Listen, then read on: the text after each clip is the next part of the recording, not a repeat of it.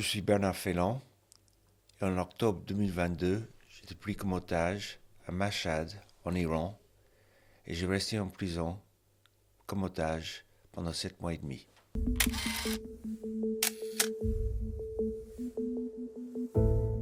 Je suis consultant dans le tourisme et j'ai travaillé avec un tour opérateur iranien et on avait un projet de refaire la route de la soie, mais en train.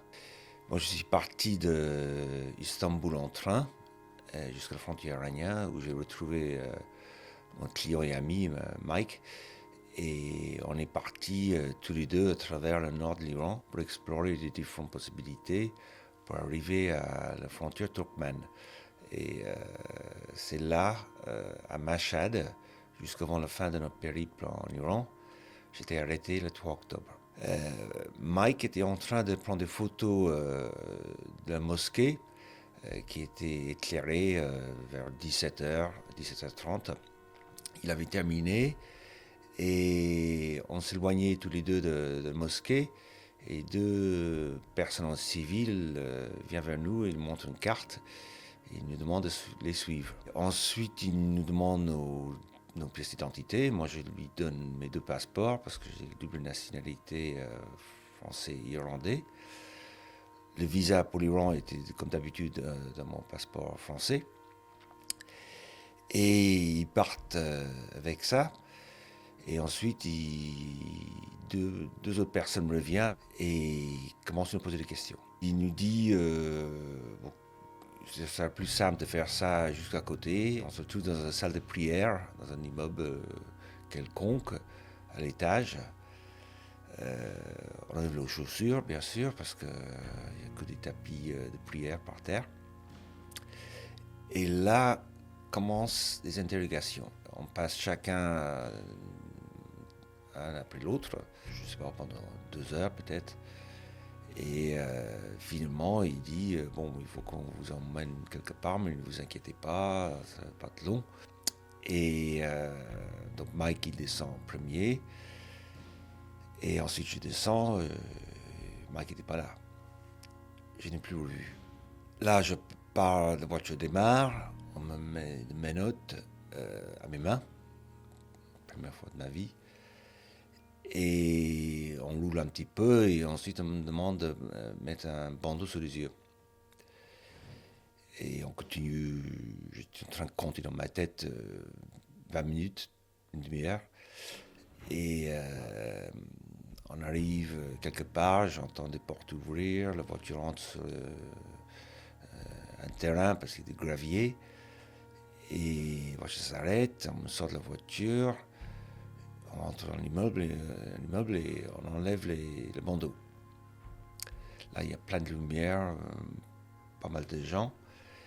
On enlève les menottes et on commence à prendre des photos avec un petit carton comme ça devant, comme dans les films. Et on prend des empreintes digitales avant de me conduire ensuite dans une salle, cellule. Là, il y a deux personnes. Je demande s'ils parlaient anglais. Il y en a un qui répond. Et je dis pourquoi vous êtes là. Et il lève le poignet avec le vraiment ferme. C'est des manifestants. Je suis un peu inquiet, mais je dis bon, ils vont voir, c'est une erreur. Mais bon, je commence à être inquiet. Je n'ai pas paniqué. J'étais sûr que oui, une grosse erreur. Et bon, ça s'est terminé bien. Et demain matin, je serais sorti.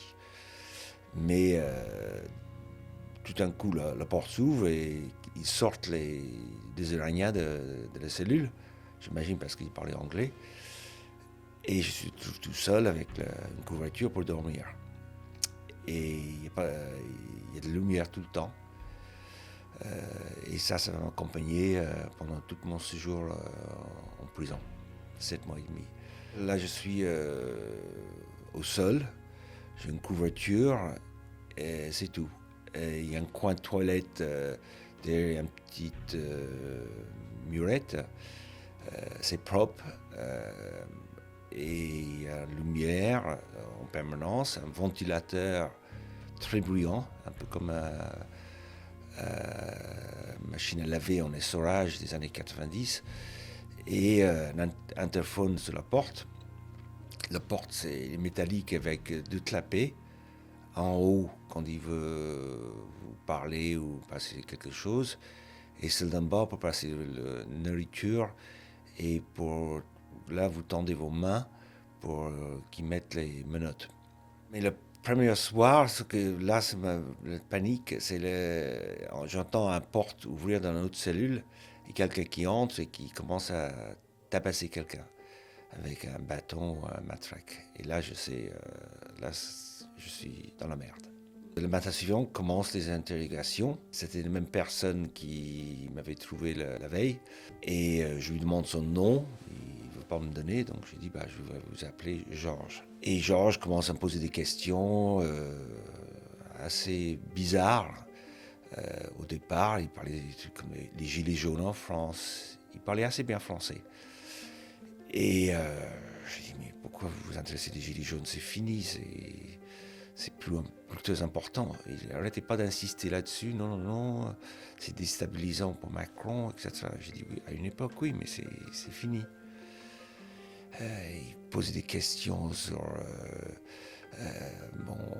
mon livre préféré, mon film préféré, des trucs comme ça. C'était assez étonnant. Pour le film, j'avais pensé, j'étais dans ma tête, je vais le dire, Cage aux folles. Bon, je suis restreint à dire ça. Il me pose une question, il me dit vous êtes marié? Je dis oui. Il me demande vous êtes marié à qui? J'ai dit Roland Bonello. Il me dit ça c'est le nom d'un homme. J'ai dit ben oui, parce qu'en Europe, dans beaucoup de pays, on peut marier quelqu'un de le même sexe. Et il enchaîne et il demande est-ce que vous avez des enfants? J'ai dit non. Et il me dit mais pourquoi vous n'avez pas adopté? Ça m'a complètement étonné. C'est bizarre comme question dans une interrogation, comme dans cette situation. Et après les interrogations, je retourne à la cellule, on me donne à manger, c'était une espèce de ragoût un peu sombre avec des haricots et un peu de riz. J'ai un gobelet en carton pour aller chercher de l'eau dans les toilettes. Il y a le robinet. Et je m'assois dans le coin, il n'y a rien à faire. Et après un certain temps, je repars pour l'interrogation, encore des questions sur mes déplacements en Iran, qui je connais, etc. Et ça continue pendant plusieurs jours. Je suis complètement seul. Là, c'est vraiment l'isolement classique de punition qu'on voit dans les films. Vous êtes en isolement. Vous n'avez aucun contact, vous n'avez pas de bouquin, rien. C'est vraiment très très difficile. Ça devient un peu, c'est assez bizarre, mais on a presque envie des interrogations, parce que ça nous occupe l'esprit. Et chaque jour, on nous amène, je ne sais pas trop si c'est le matin, le soir, parce que je ne vois pas le jour. On perd complètement le sens du temps. Bon, il y a la prière, l'appel aux prières sur le parleur dans la cellule, mais est-ce que c'est vrai? J'en sais rien. Je sais pas, je ne reconnais pas si c'est la prière du matin ou le soir. Et à un moment, lors des interrogations, Georges me présente mon ordinateur. Et il me demande le mot de passe. Bon, je ne vais pas cacher, comme je n'ai pas caché la même chose pour le téléphone. Donc je tape le mot de passe et je vois sur l'ordinateur la date. Je me suis trompé. Je pensais que c'était une journée plus tôt. Les interrogations continuent et un jour, il y a quelqu'un de nouveau qui parlait français impeccable, sans accent, et parlait très bien. Il portait des gants en latex et il n'arrêtait pas de frotter ses mains. Il est très sec, très insistant. Et il me présente donc sur des feuilles A4 des photos qui sont prises de mon téléphone. J'ai un stylo et il me pose des questions sur les photos. Donc je vous réponds et quand il est content avec ma réponse, je dois le marquer en français sur la feuille. Oh, c'est des questions, des fois c'est des photos des amis à moi à Téhéran lors d'une fête. Ils demandent qui c'est. et je mets des prénoms. J'ai dit que je ne sais plus leur nom de famille, je ne connais pas très bien, etc. Des photos, j'avais visité des galeries d'art avec Roland, et j'avais pris des photos des tableaux. Ils me demandent pourquoi. J'ai dit, j'aime bien ces tableaux. Qui vous a emmené? J'ai dit, c'est un galeriste. Et apparemment, il le connaissait, c'était bizarre. Et il continue sur mon téléphone, poser des questions sur mes contacts. C'était assez bizarre. À un autre moment, il me demande, est-ce que vous êtes allé en Israël? Et moi, je réponds, je suis allé en Palestine 2 fois. Et il commence à être très insistant là-dessus. Et chaque fois, oui, il dit Israël, et moi, je disais Palestine. Ça continue sur des différentes personnes dans mon agenda, sur des rendez-vous que j'avais prévus.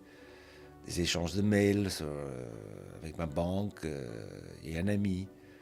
C'était assez bizarre. Son français était impeccable parce que des fois il venait corriger ma grammaire. Donc il a vécu, il a étudié en France, un gardien de la Révolution. À un moment, il sort un ami, Craig, qui a travaillé pour la Banque mondiale à Jérusalem, pour la Palestine, et il est à la retraite maintenant. Henri, le nouveau, parce que je lui ai donné aussi un nom, parce qu'il ne voulait pas donner son prénom. Et Henri me dit c'est un membre du CIA. Je dis n'importe quoi. Il est néo-zélandais, il est à la retraite, il habite à Paris, on est très bons amis avec sa femme Émilie. Je ne comprenais pas. Ensuite, il parle d'un autre ami, Lindy. Et je dis attendez, mais je connais à peine, on s'est rencontrés récemment. J'ai un note dans mon agenda de l'appeler quand je rentre d'Iran. Et la même chose, il dit, nous, les membres du CIA. Mais je dis, c'est n'importe quoi, c'est un artiste. Je ne sais pas s'il faisait ça pour me déstabiliser ou me faire paniquer. Et un jour, donc, l'interrogation continue. Ils me font faire sortir une fois pour aller faire un examen à l'hôpital. C'est une prise de sang, sans doute, pour vérifier que l'histoire de ma santé, parce que je suis séropositif et sans doute ils voulaient savoir si c'est vrai. Et c'était très drôle en entrant de l'hôpital, quand je suis interrogé, il me présente un papier, c'est la facture. Et il dit de signer. Je vais signer parce que je trouve ça tellement drôle, cette situation. Et à un moment, Henri fait le tour de la table, colle sa jambe vers moi. Et je ne sais pas si c'était exprès ou par accident. Moi, je pense que c'était exprès. J'éloigne ma jambe et je continue à regarder mes documents ou je disais rien. C'était bizarre. Et donc un autre jour, il éteint les caméras parce que tous ces entretiens sont filmés. J'ai un paroi, une espèce de séparation à ma droite. Et derrière, il y a un ou deux personnes que je ne vois pas. Et un jour, Henri il se lève, il éteint la caméra. Il vient vers moi et il me dit « Voulez-vous travailler pour nous ?» Je suis... c'est pas possible. J'avais entendu dire qu'il y a des Iraniens qui espionnent à l'étranger leurs citoyens quand ils sont à l'étranger. Et je me dis, est-ce que c'est pour ça? Mais qu'est-ce que c'est ce truc? Je lui dis non, très fermement. Et après, quand je retourne, quand on me ramène la cellule, j'étais en train de réfléchir. Ah oui, je lui demandais quand même le salaire, des curiosités. Est-ce qu'il y a une voiture de fonction, un logement de fonction? Ça m'occupait l'esprit. Mais un agent, je me dis peut-être j'aurais pu devenir double agent. J'allais aller voir le DGSE ici en France et je dis écoutez, on peut trouver un arrangement. Et c'est estomaqué. Quelques jours plus tard, je ne sais pas trop, on m'annonce de nouveau je vais à l'hôpital. Bon, je encore une prise de sang ou quelque chose. Je suis conduit ensuite au sous-sol, dans une pièce où il y a 2 lits. Et là, je suis menotté au lit, un bras, ma bras droite, je me souviens. On me met une perf, j'essaie de demander c'est quoi, mais personne ne me répond. Et après, il y a un des gardes qui se met dans un fauteuil, il joue avec son téléphone, et l'autre se couche, il baisse un petit peu les lumières. Donc ça se continue 3 jours, avec des gardes différents à chaque jour. Et le 3e jour, on lève les menottes, on m'amène, et moi je pense retourner au centre d'interrogation. Et pas du tout. Et là, avec deux policiers ou agents, on parle sur le rocade de Machad. Et on arrive devant l'entrée, c'est marqué en persan et en anglais, Machad Central Prison. Et on me sort, et là j'entre comme d'autres prisonniers. Il y a des gens, je vois des prisonniers qui sortent, qui sont dû terminer leur peine. Ils avaient plutôt des petits délinquants, etc. Là, nouvelle procédure, photo, le carton devant, comme l'autre fois. Et là, bon, c'est tard, et on m'emmène, prend mes chaussures, ceinture, ils échangent mon jean pour un espèce de pyjama léger bleu et de rebord blanc en bas. J'ai découvert après qu'on était 20 000 dans cette prison. Au bout du couloir, il y avait un gris et là, il y avait beaucoup de monde, beaucoup de bruit. Mais jusqu'avant, le garde, il sonne un interphone à une porte métallique. On entre et là, je suis dans que je découvre très vite, le bloc 6-1. Il est surnommé le bloc des Satans parce que au rez-de-chaussée, jusqu'à côté de l'entrée, il y a 2 cellules. Et ces cellules sont pour les gens qui vont être exécutés le matin suivant, après les prières. Ils seront pendus. Et il y a 2 trappes, chaque porte a une trappe, et devant la trappe, quand il y a quelqu'un, on voit les chaussures. Et souvent, on entend quelqu'un pleurer ou en train de prier. C'est horrible de voir ça, d'entendre ça très souvent, je ne sais pas tous les jours. Pendant le Ramadan, ils n'exécutent pas. Donc ils sont obligés de se rattraper quand le Ramadan se termine. À aucun moment, depuis mon arrivée, il dit de quoi je suis accusé. Je cherche à comprendre, il dit le pompe vaguement, on ne sait pas, on est en train de chercher. Et là, j'arrive au premier étage, plus un travailleur, parce que dans la prison, il y a des autres prisonniers qui travaillent. Et là, dans notre bloc, le 6-1, il n'y a que des prisonniers politiques et quelques étrangers. Mais les prisonniers qui travaillent sont des violeurs, des pédophiles, des assassins. Il y a un type qui a tué ses parents et ses frères et sœurs à l'Arme Blanche, que je voyais tous les jours. Et là, il y en a un qui m'emmène devant une porte, il tire la porte métallique et j'entre. Et là, il y a plein de visages qui sont tournés vers moi. Il y en a un en face, un grand Européen, cheveux blancs, longs, qui sourit. Je vais vers lui, je tends la main, il me dit bonjour. Je n'attendais pas ça, c'est incroyable. Il se présente, c'est Benjamin Brière. Il est là depuis, je crois, 2 ans et demi, presque 3 ans. Je n'avais pas dans ma tête le mot otage au début. J'étais prisonnier, qu'est-ce qui se passe, C'est vraiment ça rentré dans la tête quand je rencontre Benjamin. Et là, il me dit, il est otage. Alors là, je suis un otage. Je me suis dit, bon, c'est les jeux dont les Iraniens sont connus.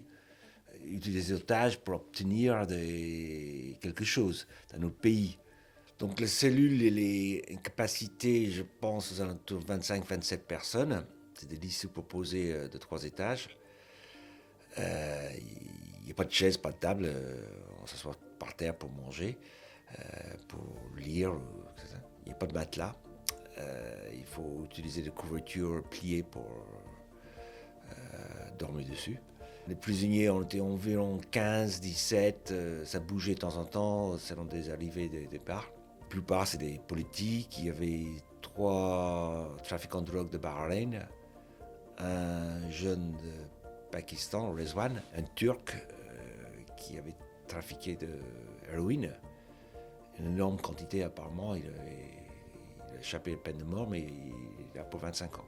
Il avait surnommé les Gilets jaunes, parce qu'il portait tout le temps un t-shirt, ou régulièrement, très souvent un t-shirt jaune.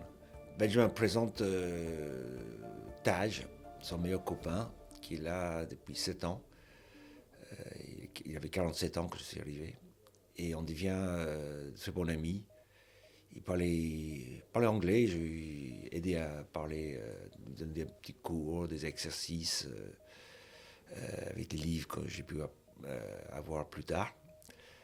Et ensuite, il y avait Karim, qui dormait dans le lit derrière moi, et Morteza, 2 prisonniers politiques. Morteza était un berger, un jeune berger, je crois, il avait une vingtaine d'années. Karim était un maçon. J'avais de la chance parce que Benjamin avait déjà un stock de livres que les diplomates lui apportent lors des visites consulaires. Et pour moi, le fait de ne pas pouvoir lire avant, pendant plus d'un mois, c'était une vraie torture. Ça, ils ont réussi. Mais là, j'ai dévoré des livres en français. Sinon, les journées, il y a 3 appels par jour. Le premier vers 8 heures. Tout le monde doit descendre du lit. Et on est à genoux par terre et on va faire le compte. Un autre vers 4 heures de l'après-midi et un dernier vers 22 heures. Le petit déjeuner, c'est un peu de fromage et des dattes, quelque chose comme ça, ou de confiture. Il y a une poubelle remplie de pain, qui n'est pas trop mauvais, et du thé. Et les repas, c'est des ragoûts souvent, avec du riz. Une fois par semaine, on doit des fruits. Et bon, au lieu de nous donner 15 oranges, il veut nous donner 11. Donc on est obligé de couper pour partager ou prendre des décisions qui ne mangent pas. Et des fois, même chose pour le repas, des fois c'est des pommes de terre froides et il n'y a pas assez. Et donc il faut qu'on le coupe. Cet hiver-là, parce qu'on avait la télévision dans la cellule, il marchait de 11h du matin à 11h du soir, sans arrêt, avec les chaînes d'État. Et on voyait bien que la météo était terrible. Il y avait de la neige dans nos cours. Et c'était l'hiver le plus froid depuis 10 ans. Des diesels gelés dans les locomotives. Et nous, il n'y avait presque pas de chauffage. C'était affreux. Et les prisonniers, parce que Coca-Cola est fabriqué en Iran, sous licence. En plus à Mashhad, avec du Sprite aussi. Et les prisonniers, ils prenaient des bouteilles, ils mettaient un petit peu d'eau froide au fond pour ne pas la fondre, et on ajoutait de l'eau bouillante. Comme ça, on mettait ça au lit et on passait notre journée au lit. On fait plein de chaussettes, pas de gants, interdit, pas de bonnet, interdit, pas d'écharpe, interdit. On m'a même envoyé des bouillottes, j'ai jamais reçu. Quand j'étais en isolement, c'était le 10 octobre. C'était le jour qui était prévu au départ que je parte d'Iran, après mon voyage. Et c'est Georges, il me dit, j'ai 2 bonnes nouvelles pour vous. Et il me dit, votre famille est au courant. Et deuxième nouvelle, vous allez bientôt transférer au Français. J'ai éclaté en larmes de joie. Mais bon, pour le deuxième, c'était pas vrai. Et les prisonniers, ils ont des cartes télécom, des cartes spéciales prisonniers. Et puis, ils avaient un des 3 téléphones publics au rez-de-chaussée de notre bloc. Et j'ai pu tout de suite, dès le matin suivant, téléphoner à l'ambassade de France. Parce que le numéro était préenregistré. Je peux avoir des messages, échanger, envoyer des messages à Roland, ma sœur, etc. La loi iranienne dit qu'un étranger doit pouvoir téléphoner sa famille 1 fois par semaine. Moi, j'étais là plus de 7 mois et demi. J'ai eu peut-être 4 appels avec tout le monde. Bon, la première fois, c'était avec Roland. Et c'est dans un bureau. Je suis filmé. On m'a bien expliqué avant de ne pas parler de ma condition et de ne pas parler des autres prisonniers et de parler en anglais. La ligne est tellement bonne que j'ai l'impression d'être dans la pièce à côté. C'était horrible d'un certain côté. J'aurais préféré une ligne qui grisillait ou quelque chose, mais c'est fou. Mais bon, après cet appel, quand le garde fait signe de c'est terminé, je marche sur l'air. Je suis aux anges. Chaque fois que j'ai un appel avec mon père ou ma sœur, Roland, c'est fantastique. Mais aussi, il y a des déceptions, parce que donc, si j'appelle Roland la première fois, la deuxième fois, je vais essayer d'appeler mon père. Lui, c'est son portable, il avait 97 ans à l'époque. Il ne sait pas d'avance. On ne peut pas lui prévenir que peut-être Bernard va appeler dimanche. Et souvent, il ne répond pas. Il n'entend pas et il est un peu sourd. Je me dis, quelle arme que j'ai pour sortir d'ici. Je ne suis pas connu, personne ne me connaît, etc. Un otage, il faut qu'il soit en bonne santé. Un otage malade, c'est gênant. Je vais juste à ma santé. J'ai l'hypertension et séropositif, je prends d'autres médicaments, etc. Et j'ai décidé très vite de ne plus prendre comprimé pour la tension. Et donc, il me le donnait le matin et je le mettais sur la langue et je crachais dans les toilettes. On m'emmenait tous les soirs au centre médical pour prendre ma tension. Le matin, quand j'ai enfin pu avoir les médicaments de Roland, j'avais une coupure d'environ un mois et je n'avais plus rien. Il y avait certains médicaments que je n'avais pas le droit de garder dans la cellule et il fallait que j'aille chaque matin avec Hussein, le violeur, prendre les comprimés. Donc mon stratégie de ne plus prendre le médicament commence à marcher. Parce que la tension monte. L'infirmier commençait à hurler, à me dire oui, les médicaments français ne marchent pas, il faut prendre les médicaments iraniens. Moi je dis non, je ne prends pas, je n'ai pas confiance dans vos médicaments. Et le médecin sort, ça gueule, il monte dans la cellule pour expliquer à Benjamin, est-ce que j'ai bien compris que je risque ma vie, etc. Je dis, bah oui, je risque ma vie, mais sortez-moi des prisons et j'irai mieux. Début 2024, je me suis mis en grève de la faim et je ne prenais plus de médicaments du tout. J'ai descendu au bureau des gardes, ils ne voulaient pas prendre les médicaments. J'ai posé le sac par terre et j'ai dit au revoir. Et là, c'était formel. J'ai annoncé à l'ambassade de France et le diplomate irlandais. Et bien sûr, il y a une pluie de messages d'amis quand ça a su d'arrêter. Et je prenais du thé avec du sucre et j'utilisais de jus de tomate, espèce de tomate avec du sel et de l'eau chaude pour quand même avoir quelque chose pour me tenir. Je crois que c'était 17 jours. Et j'ai reçu un message de mon père qui me dit d'arrêter. Et moi, c'était une grande crainte que j'avais tout le temps en prison, que mon père n'allait pas survivre. J'avais déjà perdu mon frère, mon jeune frère, il y a longtemps, de maladie.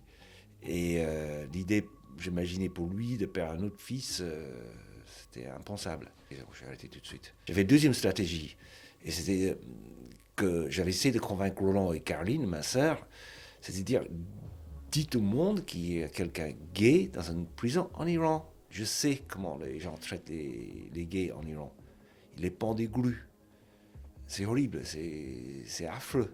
Donc j'avais un premier rendez-vous avec le juge de cour révolutionnaire d'Iran, à Mashhad, pour la première fois de ma vie, de menottes aux pieds. Ça fait très mal aux chevilles, les menottes aux pieds. Et là, je suis présenté à un juge et qui me demande de signer des papiers. Je refuse. Et le juge me demande de quitter le bureau. Et en partant du bureau, il m'annonce, devient le titre de mon livre, « Tu vas mourir en prison ». Moi, je pensais mourir à cause de ma maladie, les risques que je suis en train de prendre. Quelques mois plus tard, il y a un deuxième rencontre avec le juge, mais là, c'est le gros show. Caméra, des spots, plein de monde, etc. Et là, le juge, il résume les charges et je suis coupable d'avoir envoyé des informations à un pays ennemi. Je lui demande, la France est un pays ennemi ? Il ne me dit pas encore. Et là, on demande une peine de 3 ans et demi, mais compte tenu de votre santé et votre âge, on va demander un pardon. Une semaine plus tard, rebelote, retourne en prison avec le docteur et retourne au bureau du juge, grand bureau, mais pas grand monde, parce que personne. Et mon avocat qui est là, et là, il me dit le pardon est refusé, et c'est pas 3 ans et demi, c'est 6 ans et demi.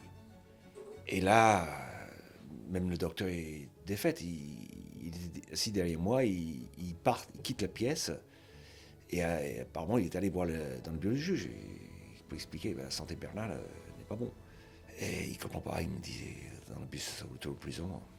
Le 1er mai, j'ai une visite de le diplôme consulaire de l'ambassadeur d'Irlande. C'est Sonia, une femme, Sonia McGuinness, m'embrasse et fonce sur ses bras. Et le garde a été complètement scié parce qu'en Iran, c'est pas possible.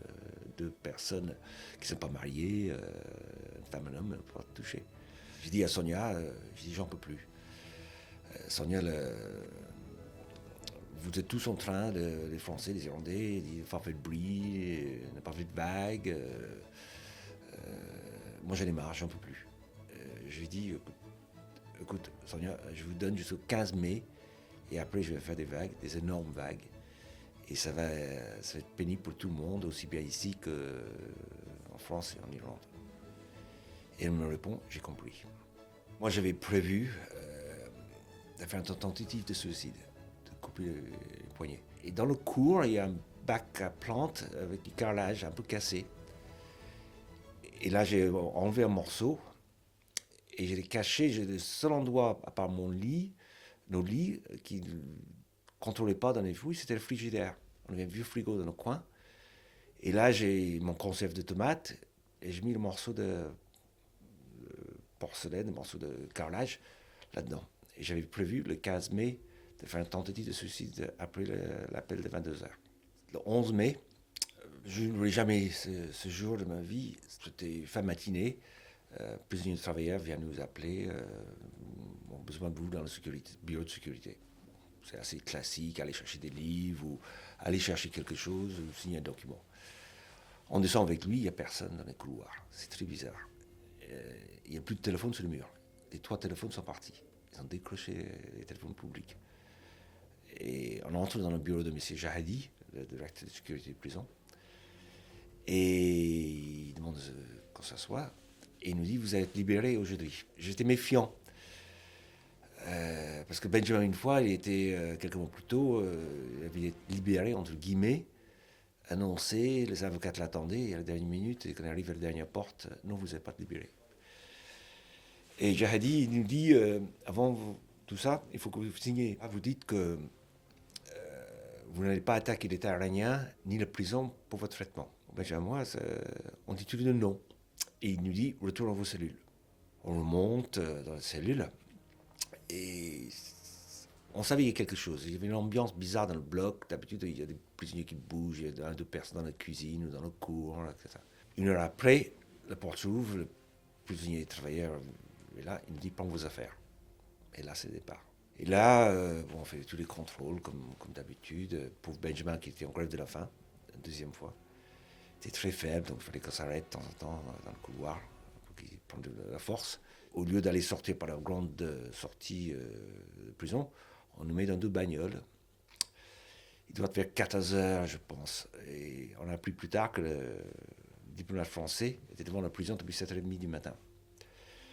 On part, on ne sait pas où, on ne nous dit pas si c'est à l'aéroport, l'hôtel, quelque chose. Et on fait les périphes de Machhad, on entre dans des rues de la ville, et on s'arrête dans un immeuble quelconque, il sonne à la porte, on entre, et là il y a des tables basses et 2 hommes en costume, et ils nous annoncent que les Français vont bientôt arriver. Donc les Français arrivent, et c'est papiers signés, on parle avec eux dans 2 ambulances privées, un hôpital, qui font des contrôles, ils nous expliquent que vous allez passer la nuit ici, et le matin suivant, un avion sanitaire qui vient de France, qui va passer la nuit en Géorgie, va venir vous chercher. Je suis très excité, j'arrive pas à dormir. J'avais mis des espèces de paravents, des espèces de barrières pour qu'on ne voit pas nos parties de couloir. On est au dernier étage. Mais moi, je ne dormais pas. Je me levais tout le temps, regarder. J'avais peur de voir un visage passer par la fenêtre de la chambre. Je regardais Benjamin qui dormait très bien. Le matin suivant, donc, le diplomate français arrive, l'avocate, Madame Annemie, et tout le monde est là. Mais je suis excité, mais j'ai tellement peur que quelque chose arrive, comme c'est arrivé à Benjamin. Et là, on nous emmène à l'aéroport, chaise roulante jusqu'à l'avion. Et on monte dans l'avion, et la porte à peine fermée, et commence à rouler. Il était vraiment pressé de partir. Et le pilote sort, il nous dit on ne va pas directement à Paris, on va chercher la frontière la plus proche, le Turkménistan, au nord. Et l'Afghanistan est peut-être un peu plus près, mais bon, je ne pense pas qu'il avait envie d'aller par là. Et il dit il y a 28 minutes du vol. Et là, je suis allongé sur le brancard, attaché, et je vois par la fenêtre le paysage passe dessus, désert. Je commence à pleurer. Au départ, j'étais pleuré de tristesse, en train de sans doute plus voir mes amis iraniens, Taj, Karim, en prison. Qu'est-ce qu'ils vont devenir? Taj était condamné à mort. Qu'est-ce qui va se passer? Et un peu de temps après, le pilote sort et dit on est sorti d'Iran. Alors là, l'atmosphère dans la cabine de l'avion, c'était fantastique. Tout le monde hurlait, les 3 pilotes pleuraient, les diplomates, il y avait un diplomate de Paris qui était là aussi, le médecin et tout. C'était super. On a une maison au sud de la France, près de Perpignan, à Bagnols-sur-Mer, et en pleine nature, sur une colline, on voit la mer, la montagne. L'idée de retourner là, de dans la nature, j'ai quand même 7 mois et demi avec la lumière artificielle, presque jamais de soleil. On a quelques minutes par jour qu'on peut marcher dans le cours, à l'extérieur, parce qu'on utilise le temps pour téléphoner, donc on peut passer beaucoup de temps dans le cours.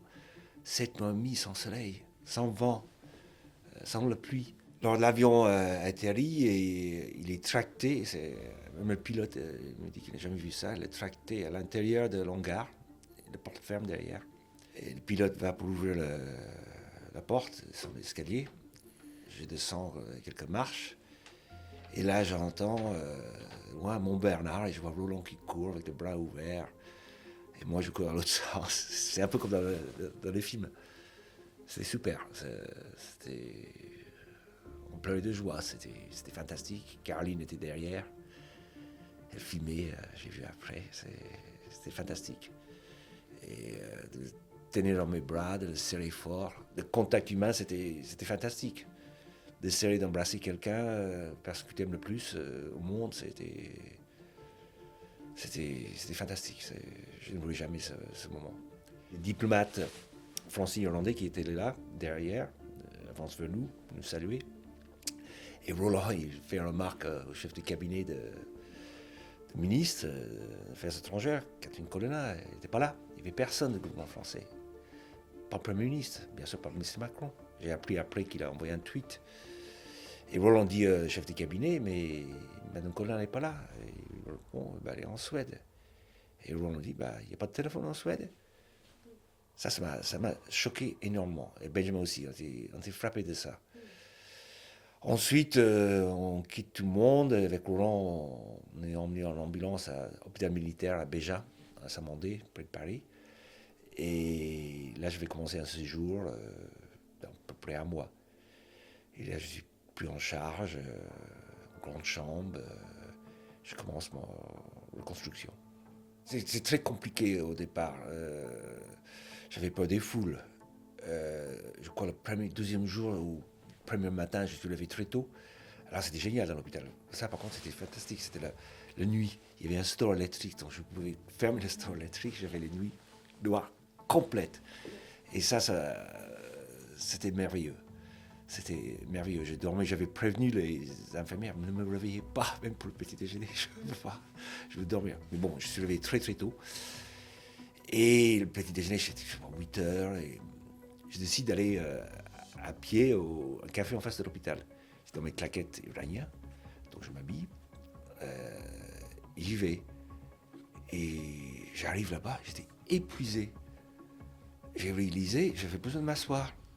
J'ai réalisé, mais Bernard, ça fait 7 mois et demi, tu n'as quasiment pas utilisé tes muscles. C'était affolant. Et bon, je suis revenu, j'allais dormir et tout. Et la première fois, je vais à la maison,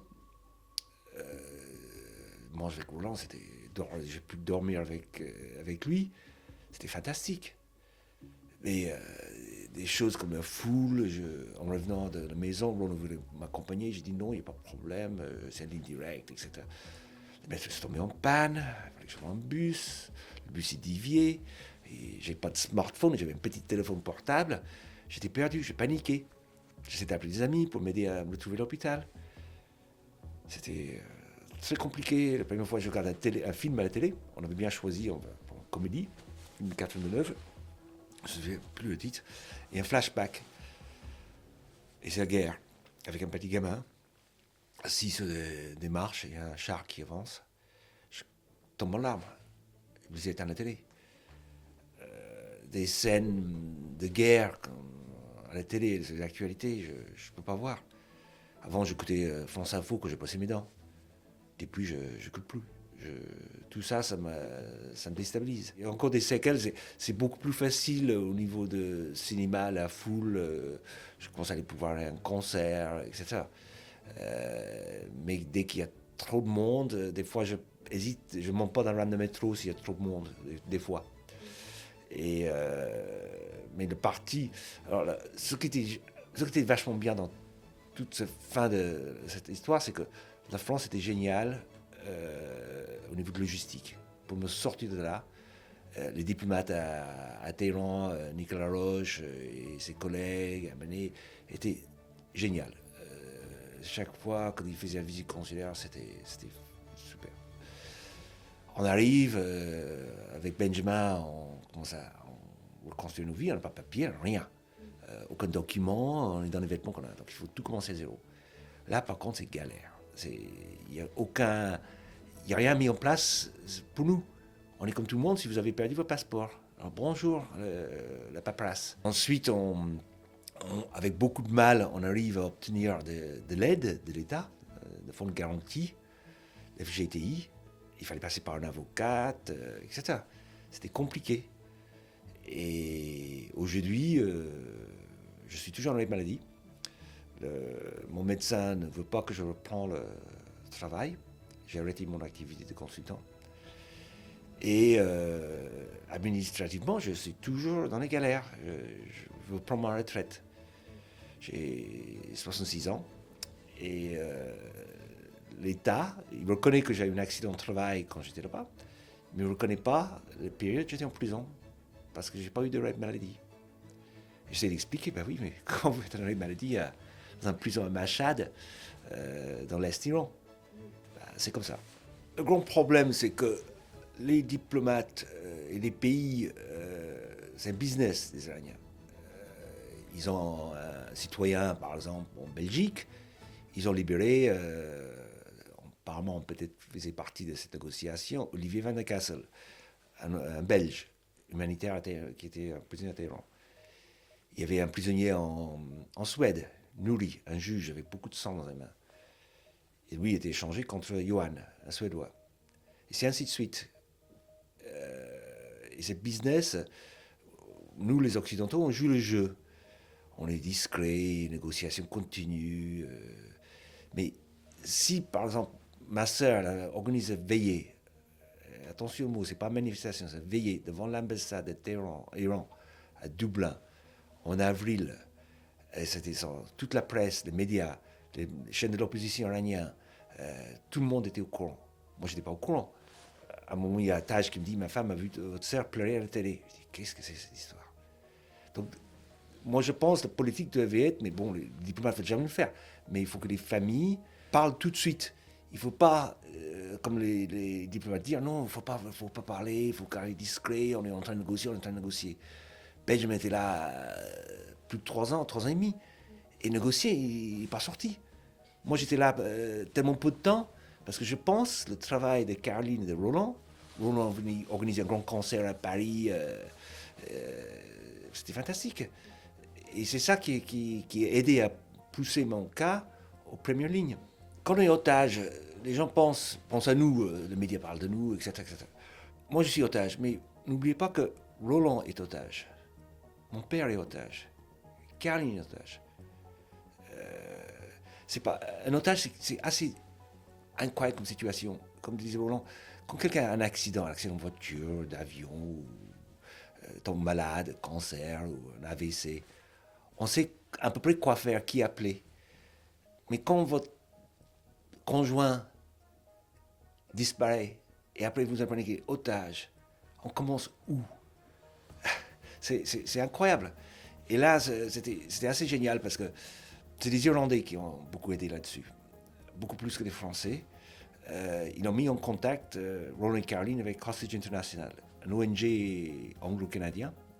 Ils ont quelqu'un ici en France, Adrien, qui est super, ce type qui s'occupait de moi après.